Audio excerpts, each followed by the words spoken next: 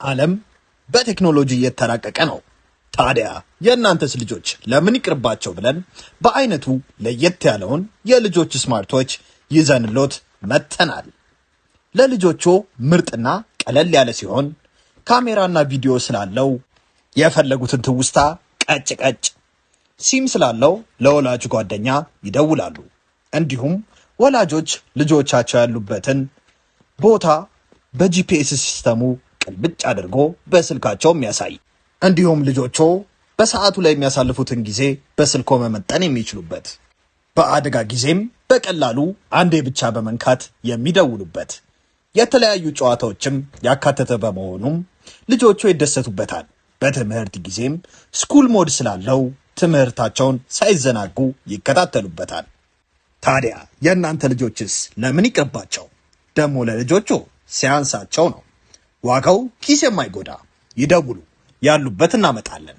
ለዋጋና ለበለጠ መረጃ ቴሌግራማችንን ተረት ተረት ቶይስ ብለው ይቀላቀሉ። ከዕለታት አንድ ቀን መልካም የገበሬ ባልና ሚስት ነበሩ። ከብዙ ዓመታት በኋላም ባለቤቱ በስተመጨረሻም ጸነሰች። በጣም ተደስተውም አዲሱ ልጃቸውን ለመቀበል ተዘጋጁ። ወንድ ልጅም ወለዱ። ግን ለየት ባለ ሁኔታ ግንባሩ ላይ ጠባሳ ነበረበት። ቅርጹም የእንቁ ነበረ። ከተወለደ ጀምሮም 2 ትናንሽዬ ቀንዶች ነበሩት። እንደዚህ ለየት ባለ ገጽታው ልጃችን ብዙ ችግር ያጋጥመዋል። የፈለገ ይሁን ልጃችንን በሙሉ ልባችን እንወደዋለን። ስሙንም ድሬክ ብየዋለሁ። ዓመታትም ሲያልፉ ድሬክ ጤነኛ ሆኖ አደገ። ግን ጠባሳውና ቀንዱ አሁንም ግንባሩ ላይ ነበር። ማደጉን ሲቀጥልም ቀንዱም አብሮት አድጎ ለየት አደረገው። በዛ ምክንያትም አካባቢው ላይ ያሉት መንደርተኞች ይሸሹት ነበር። ስለ ድሬክና ስለ ወላጆቹም ብዙ ነገር ያወሩ ነበር። ያ ድሬክ ነው፣ በጣም ያስፈራል። ወሬው እውነት ከሆነ በወላጆቹ ጸባይ ምክንያት እንደዚህ ያለ አስጠሊታ ወሬ ተወለደ። ድሬክም በጣም ተናዶ ወላጆቹን ከዛ ወሬ ይከላከል ነበር። በእኔ ልቀልዱ ትችላላችሁ፣ ግን ስለ ወላጆቼ መጥፎ ነገር አትናገሩ ይመክሩት ነበር። ይቅር በላቸው፣ ሁሉም ላይ ቂም መያዝ የለብህም። ሕይወትህን በደንብ ኑር፣ አንድ ቀን ራስህን ስትችል ይረዱሃል። ወላጆቹን ሰምቶም ድሬክ ስለሱ የሚወራውን ወሬ መስማት አቆመ። ታታሪ ሰራተኛና ሰዎችንም መርዳት ጀመረ። ድሬክ 18 ዓመት ሲሞላውም በዛ ዓመት ለየት ያለ ክስተት ተፈጠረ። አስፈሪ ጥቁር ድራገን ተከሰተ። ሰማይና ምድሩንም ጨለማ አረገው። ከባድ ነፋስም ነፈሰ። ኃይለኛ ዝናብ ዘንቦም ጎርፍ አጥለቀለቀው።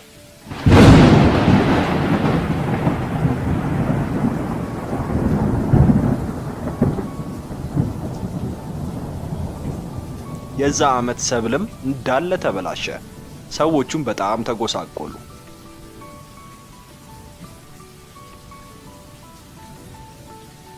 ፈጣሪ እባክህ እርዳን፣ ያ ጥቁር ድራገን ተመልሷል። ያ ድራገን በህይወት ከቆየ መንደሩ ሰላም አይኖረውም። ስለዚህ ያ አስፈሪ ጥቁር ድራገን ገና ደርሷል። ለልጆ ምን ልስጠው ብለው እንደተጨነቁ ወሬው ደርሶናል። እኛም ለበዓሉ ልጆቹን የሚያስደስት መኪና ይዘን ከች ብለናል።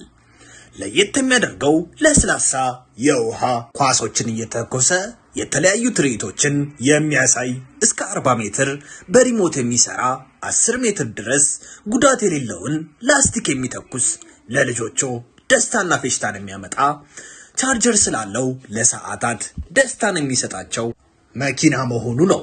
ዋጋው በጣም ተመጣጣኝ። ይደውሉ፣ ያሉበት ድረስ እናደርሳለን። ድራገን ነው፣ ንፋስና ዝናብን ማምጣት ይችላል። እንዴት አንተ ታሸንፈዋለህ? እባካችሁ ተማመኑብኝ፣ የራሴ መንገድ አለኝ። በእርግጠኝነት በስኬት እመለሳለሁ።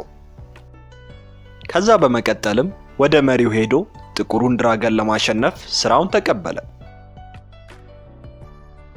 ብዙ ጀግናዎች ተስፋ ቆርጠዋል። ይሄ ሰው ይሳካለት ይሆን? ይሄድ እንግዲህ በድራገን ቢሸነፍ እንኳን መንደራችን ከአውሬዎች ይጸዳል።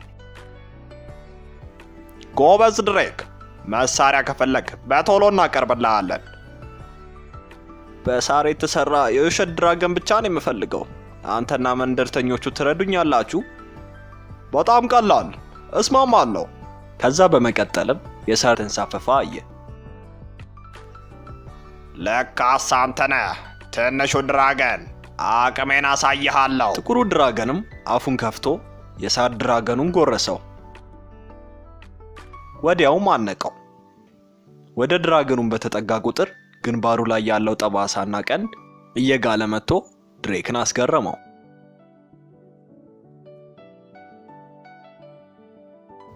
ድሬክም ከጥቁሩ ድራገን ፊት ሲቀርብ ጠባሳውና ቀንዱ ቦግ ብሎ በራ። ጥቁሩ ድራገን፣ እኔ ነኝ የምፎካከርህ። ይሄ የወርቃማው ድራገን እንቁ ብርሃን ነው። አንተ ማነህ? ከየት ነው ይሄን ጠባሳ ያመጣኸው? ስሜ ድሬክ ነው። ስለ ግንባሬ ጠባሳ ነው የጠየቅከው? ይሄ ጠባሳና ቀንድ ከተወለድኩ ጀምሮ ነበረ። በዚህ ምክንያትም መንደርተኞቹ ድሬክም ከውሃው ወጥቶ ግንባሩ ላይ ያለው ጠባሳ ላይ አተኮረ። የበለጠ እንዲያበራም አድርገው። በሚገርም ሁኔታም ከጠባሳው የሚበራ እንቁ ወጣ። ድሬክም በደስታ እንቁን ያዘው። እንቁን ዋጠው ልጄ፣ ኃይሉ የሚገባው ላንተ ነው። አቁም፣ እንዳታረገው። ያን እንቁ ከዋጥከው ወደ ትክክለኛ አውሬ ትለወጣለህ። እንዳታረገው። የፈለገ ይሁን፣ አንተን አጥፍቼ መንደርተኞቹን ማዳን አለብኝ። ወዲያው አካላቱ ሁሉ አበራ። ተለውጦም ጥቁሩ ድራገን፣ እንደዚህ እንድታስቸግር አልፈቅድልህም። ጥፋትህ በዝቷል። አሁን የምትከፍልበት ጊዜ ነው። አስጠሊታ ወርቃማ ድራገን፣ አቅም ከኔ ጋር እኩል ነው። እስኪ መጀመሪያ አሸንፈኝ። ጦርነቱ አስፈሪ ነበር። ጥቁሩ ድራገንም አስማት ላይ ብዙ ጎበዝ አልነበረም። ግን በጭራቆቹ ሰራተኞች ታግዞ ነገሮች ወርቃማው ድራገን ላይ በጣም ከበዱ። በስተመጨረሻም ሁለቱም ከባድ እጦት ላይ ደረሱ። ወርቃማው ድራገንም ራሱን ሳተና ወደቀ። ነፍሱም ቅሙንም አጣ። ለሚቀጥሉት 18 ዓመታት ተደብቄ አገግማለሁ። እንቁን አግኝቼ አጠፋዋለሁ። እንቁ ወደ ሰው ከተላለፈ በጣም ኃይለኛ ስለሚሆን ተስፋ አይኖረኝም። ትዕዛዙን ካቀረበ በኋላም ጥቁሩ ድራገን ወደ ዋሻው ገብቶ ተሰለበ። ታዛዦቹ ጭራቆችም ልጆች የመጫወቻ መኪና በእጃችሁ ለመቆጣጠር አልማችሁ ታውቃላችሁ? ህልማችሁን እውን ልናደርገው በእጆ የሚቆጣጠሩትን ምርጥ የመጫወቻ መኪና ይዘንሎት ከች ብለናል። በአዲስ ቴክኖሎጂ የተራቀቀና እጃችሁ ላይ ባሰራችሁት ሰዓት መሳይ እያንዳንዱን እንቅስቃሴያችሁን ተከትሎ የሚነቃነቅ መኪና፣ ቀኝ፣ ግራ፣ ፊት፣ ኋላ፣ ፍሬን እንደፈለጋችሁ ይቆጣጠሩታል። ለማውለቅ እንኳን የምትሳሱለት። በዚህ ደግሞ አያበቃም። ውብ ኤልኢዲ መብራት ያለው ድምጽ የሚያወጣ ለሽቅድድሞሽ የተዘጋጀ ከጓደኛ ቤተሰቦች ጋር የሚጫወቱበት። በዚህም አላበቃም። ለየት የሚያደርገው ሪሞት አያስፈልግም። በምንልክሎት የእጅ ጌጥ ይቆጣጠሩታል። ታዲያ ምን ይጠብቃሉ? ዛሬውኑ ደውሉ እና በእጆ ያስገቡ። በደስታም ይፈንድቁ። ዋጋው ተመጣጣኝ፣ ያላችሁበት ድረስ በነፃ እናደርሳለን። እንቁን በየቦታው ፈለጉት፣ ግን ሊያገኙት አልቻሉ። በዛ ጊዜም ከወንዙ በታች ያለው ቦታ ላይ የገበሬ ቤተሰቦች ነበሩ። ምንም ልጅ አልነበራቸውም። በዛ ቀን መልካም፣ በጣም ጠምቶኝ ነበር። እስቲ ትንሽ አረፍ ብዬ ውሃ ልጠጣ።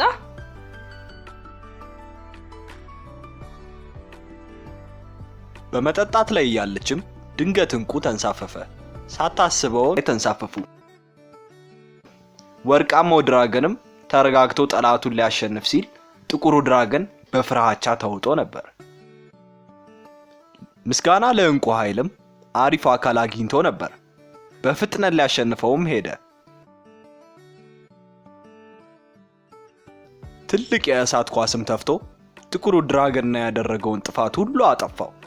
ሰማዩ ላይም ብርሃን ወጥቶ ደመናው ጠፋ።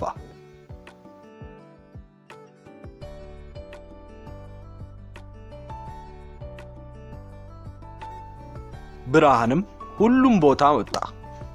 ከደመናው በላይም ወርቃማው ድራገን ሲበር መንደርተኞቹ አዩ። በጣም ተደሰቱ።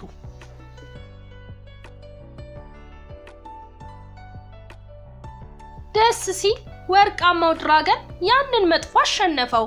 የሚገርም ነው። ያ ወርቃማ ድራገን ከየት መጣ? ድሬክ የሚባለው ልጅ የት ሄደ? ወርቃማው ድራገንስ የት ሄደ አሁን?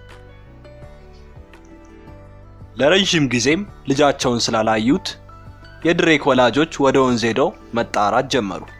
ድሬክ የት ነህ? ለምንድነው እስካሁን ያልተመለስከው? ውዶች ወላጆቼና መንደርተኞቹ ተመለሱ። ከአሁን በኋላ እንዳትፈልጉኝ።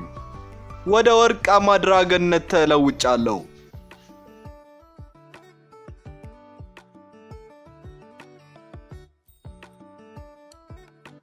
ለ18 ዓመታት ስለተንከባከባችሁኝና ፍቅራችሁኝ ስለሰጣችሁኝ አመሰግናለሁ። ከዕለታት አንድ ቀን እማዬ ውዱን የወርቅ ድራገኑን እንቁ አጠች። እንቁም ወደ እኔ ተላለፈ እና እኔም ተወለድኩኝ። የተወለድኩትም ዓላማ ጥቁሩን ድራገን ማሸነፍ ነው። ስለዚህ ከተወለድኩ ጀምሮ የድራገኑ አርማ ነበረብኝ። ለዛ ነው ሰዎች የሚፈሩኝ። ቀንድና ጠባሳም ነበረኝ። ግን አሁን ማንንም አልወነጅልም። ከአሁን በኋላ መንደርተኞቹ በደስታ ይኖራሉ ብዬ ተስፋ አደርጋለሁ። ስለ ወላጆቼም መጥፎ ነገር አያወሩም። ይህን መንደር የምጠብቀው እኔ ነኝ። ወርቃማው ድራገንም በሁሉም ታየና ተሰለበ። ከዛን ቀን በኋላም የዛ ቦታ መንደርተኞች ከወንዙ አጠገብ ሐውልት አሰሩለት። ሁሉም በአንድነትና በሰላምም ኖሩ። ቤተሰቦቻችን በዚህ ክረምት ልጆ ምን በወጣው በዚህ ሀገር ጭቃ የሚጨማለቀው ብለን አሪፍ አስማታዊ የአሜሪካ ጭቃ ይዘንሎ መተናል። ልጆቹ ስክሪን ላይ ስልክ ላይ ከሰለቻቸው እያደገ ባለ አይምሯቸው የፈለጉትን ቅርጽ እየቀረጹ እያፈረሱ ደግሞ እንደገና እየቀረጹ ይዝናኑ። የጭንቅላ ፍጥነታቸውን ይጨምራል። ልብስ ላይ ሆነ ቤት የማያቆሽሽ ለማጽዳት ቀላል እስከፈለጉ ጊዜ ሳይበላሽ የሚጫወቱበት። ተመልከቱ እስኪ የልጆቹን ደስታ። እናንተም ምን ትጠብቃላችሁ? ይዘዙንና በተመጣጣኝ ዋጋ ለልጆ የደስታ ምንጭ ይዘዙ። ያሉበት ድረስ እናደርሳለን። ደግሞ ለልጆቹ ሲያንስባቸው ነው። ልጆች ራሳችሁን ወደምትወዱት ሱፐር ሂሮ ለመቀየር ዝግጁ ናችሁ? እኛም ለእናንተ ስንል የምትወዷቸውን የስፓይደርማንን፣ ሀልክን፣ ባትማንን ሙሉ ልብሶች ከነጭንብላቸው ይዘንለው መጥተናል። በተጨማሪም የተለያዩ የሥራ ልብሶች ከነ ሙሉ ዕቃቸው እንደ ዶክተር፣ ወታደር፣ ፖሊስ፣ ፓይሬት፣ ኧረ ምን የቀረ አለ? ብቻ እናንተ ይደውሉ። እኛ ለእናንተ ደስታ ህልሞን በቤቶ እናደርሳለን። በተመጣጣኝ ዋጋ ይደውሉ።